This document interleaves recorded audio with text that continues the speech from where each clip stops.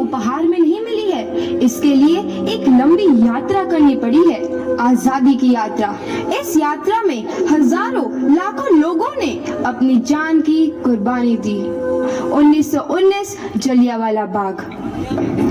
आज हमारी बैसाखी का दिन है, लेकिन पूरा पंजाब बैसाखी नहीं मनाएगा। हम सब बैसाखी नहीं मनाएंगे।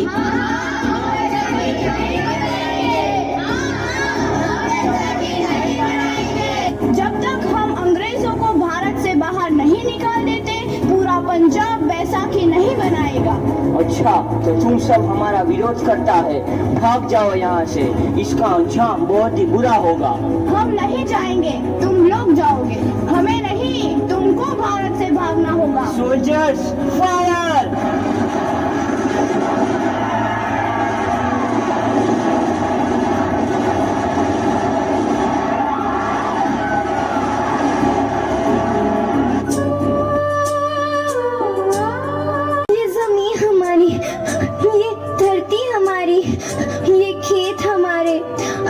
अभी थोड़ी देर पहले हमारी ये फसलें लहरा रही थी, पर इन अंग्रेजों ने हमारी फसलें बर्बाद कर दी। इन अंग्रेजों ने एक ही झटके में इन सब फसलों को काट दिया। अंग्रेजों, तुम्हारे इस अत्याचार से हम डरेंगे नहीं। इस अत्याचार का बदला लेकर रहेंगे। हम आजादी लेकर रहेंगे। जलियांवाला बाग हर हिंदुस्तानी की आंख नम कर गया। इस कांड में कितने मासूमों की आहुति चढ़ गई। इतनी हैवानियत से इंसानियत कत्ल कर दी गई। जलियांवाला बाग के हत्याकांड ने आजादी की आग में घी देने का काम किया। मासूम औरतों, बच्चों की दर्द भरी चीखें और सिसकियां इनकलाब का गूंज बनकर उभरी। लाला लाजपत राय, भगत सिंह, राजगुरु, सुखदेव सरीखे क्रांतिकारियों ने भारत की इस जमीन से विदेशी दरिंदों को निकाल फेंकने के मंसूबे मजबूत कर लिए।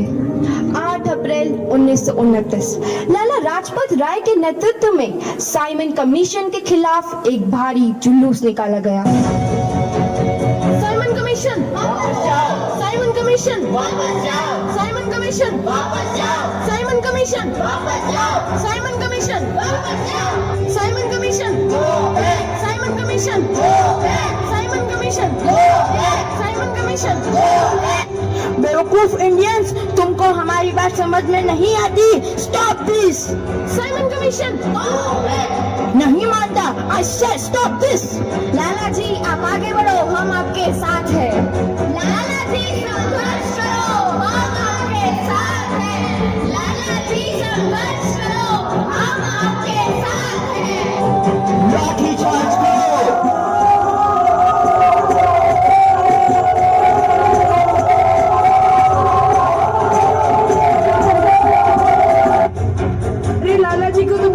चोट लगी है, उनका सर फट गया है। मेरे शरीर में लगी एक एक लाठी अंग्रेजी सरकार के कफन में कील का काम करेगी। ये आजादी की लड़ाई रुकनी नहीं चाहिए। ये जिम्मेदारी मैं तुम सबको सौंप कर जा रहा हूँ। राजगुरु वतन के इन मतवालों के खून में ऐसा उबाल आया जिसका सामना करना अंग्रेजी सरकार के लिए मुश्किल हो गया। अंग्रेजों को करारा जवाब देने के लिए स्कॉट और सैंडर्स को मारने की रूपरेखा रची गई।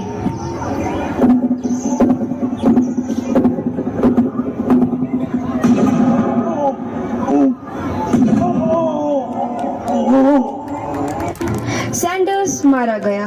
चारों तरफ तहलका मचा था। दीवारों पर लिखा था, लाला जी की मौत का बदला ले लिया गया है। भगत सिंह समेत सभी वहां से फरार हो गए। 8 अप्रैल 1929 दिल्ली में ब्रिटिश सरकार की सेंट्रल लेजिस्लेटिव असेंबली की बैठक में 2 बम धमाके की आवाज सुनाई दी।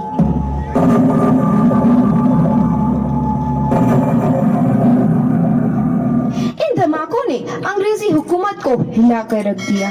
इस घटना को अंजाम देने वाले भगत सिंह, राजगुरु और सुखदेव ने अपने आप को अंग्रेजों के हवाले कर दिया। 1930 को अदालत ने अपना फैसला सुनाया।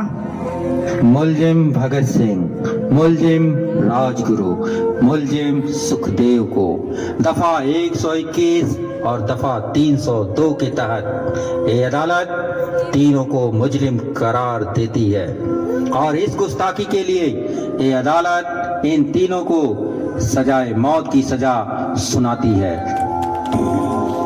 सरफरोशी की तमन्ना अब हमारे दिल में है, देखना है जोर कितना बाजुए कातिल में है।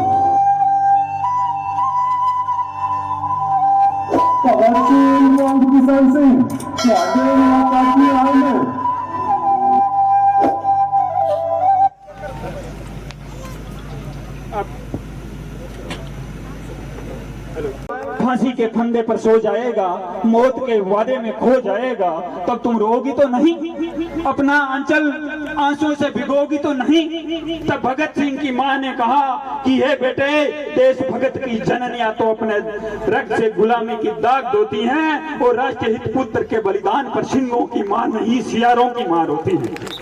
राष्ट्रीय हित पुत्रों के बलिदान पर सिंहों की मां नहीं, सियारों की मां रोती है।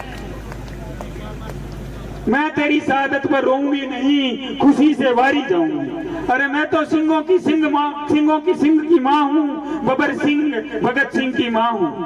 राष्ट्रीय हित पुत्र के बलिदान पर सिंहों की मां नहीं, सियारों की मां रोती हैं। अरे मैं तो सिंहों के सिंह की मां हूँ, बबर सिंह भगत सिंह की मां हूँ। मैं तेरी शहादत पर रोऊंगी नहीं, मैं तेरी शहादत पर रोऊंगी नहीं, अपना आंचल आंसू से भिगोऊंगी क्यों नहीं। अरे तू आजादी की दुल्हन लेने जा, अरे तू आजादी की दुल्हन लेने जा, मैं सगुन के लड्डू बंटवाऊंगी।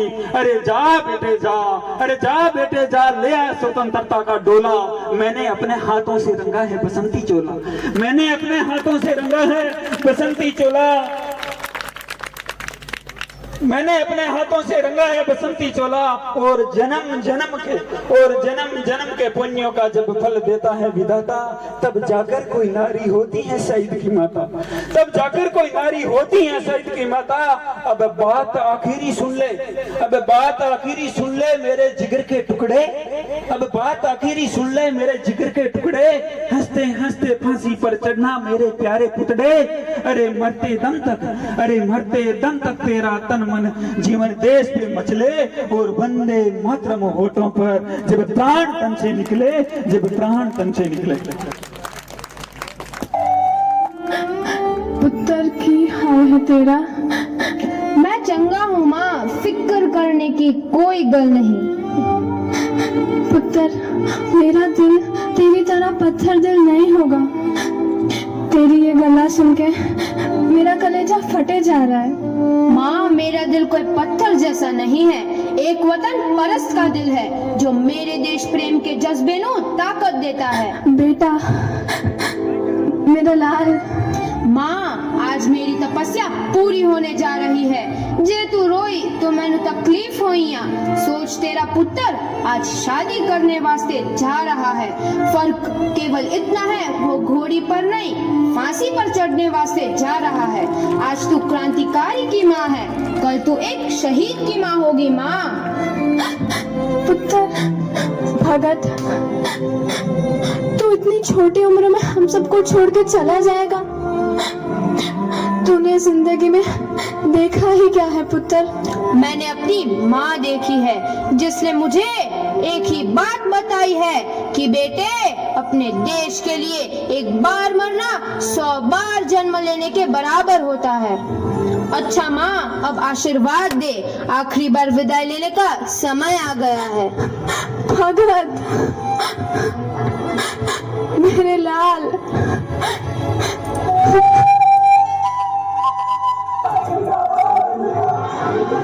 भगत सिंह, तुम्हारी कोई आखिरी ख्वाहिश? हमारे हाथ खोल दिए जाए। हम तीनों दोस्त एक दूसरे से गले मिलना चाहते हैं। उनके हाथ खोल दिए जाए।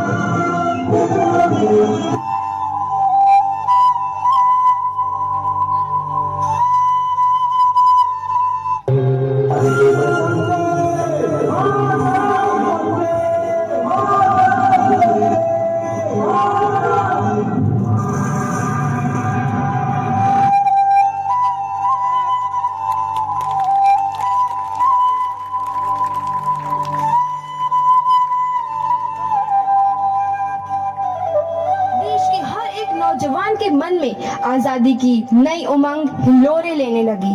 अंग्रेजों भारत छोड़ो का नारा जोर पकड़ रहा था।